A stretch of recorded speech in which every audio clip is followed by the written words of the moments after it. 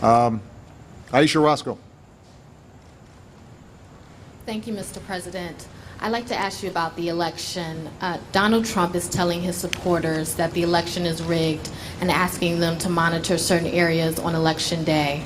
How concerned are you about the potential for violence?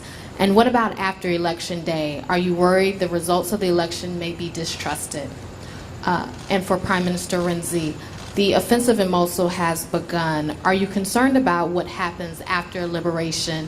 And Mr. President, if you want to weigh in on that as well, I do. appreciate it. Thanks. Okay.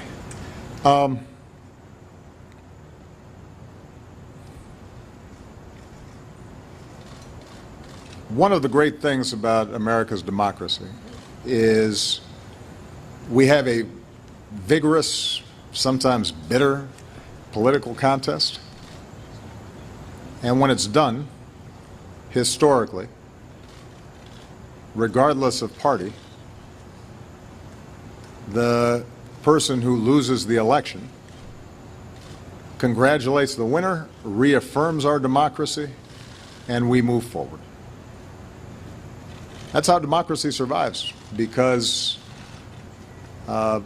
we recognize that there's something more important than any individual campaign, and that is making sure that the integrity and trust in our institutions sustains itself, because democracy by definition works by consent, not by force. I have never seen in my lifetime or in modern political history any presidential candidate trying to discredit the elections and the election process before votes have even taken place.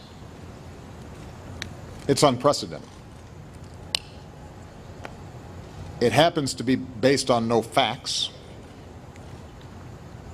Every expert, regardless of political party, regardless of ideology, conservative or liberal, who has ever examined these issues in a serious way will tell you that instances of significant voter fraud are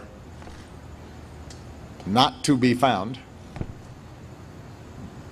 that, keep in mind, elections are run by state and local officials, which means that there are places like Florida, for example, where you've got a Republican governor who's a Republican appointees are going to be running and monitoring a whole bunch of these election sites. The notion that somehow if Mr. Trump loses Florida, it's because of those people that you have to watch out for, that is both irresponsible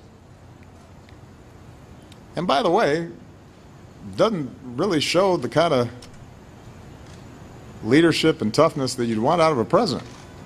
If you start whining before the game's even over,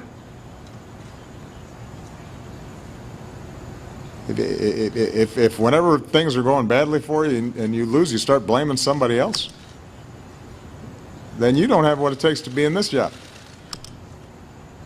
Because there are a lot of times when things don't go our way or my way. That's okay. You fight through it. You work through it. You try to accomplish your goals. But the larger point that I want to emphasize here is that there is no serious person out there who would suggest somehow that you could even rig America's elections, in part because they're so decentralized and the numbers of votes involved. There's no evidence that that has happened in the past or that there are instances in which that will happen this time. And so I'd advise Mr. Trump to stop whining and go try to make his case to get votes. And if he got the most votes, then it would be my expectation of Hillary Clinton to offer a gracious concession speech and pledge to work with him in order to make sure that the American people benefit from an effective government.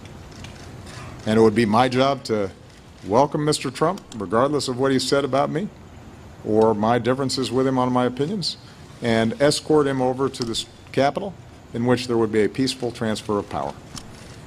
That's what Americans do. That's why America's already great.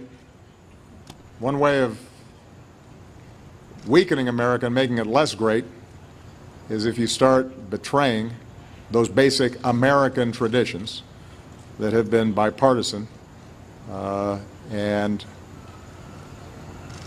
have helped to hold together this democracy now for well over 2 centuries.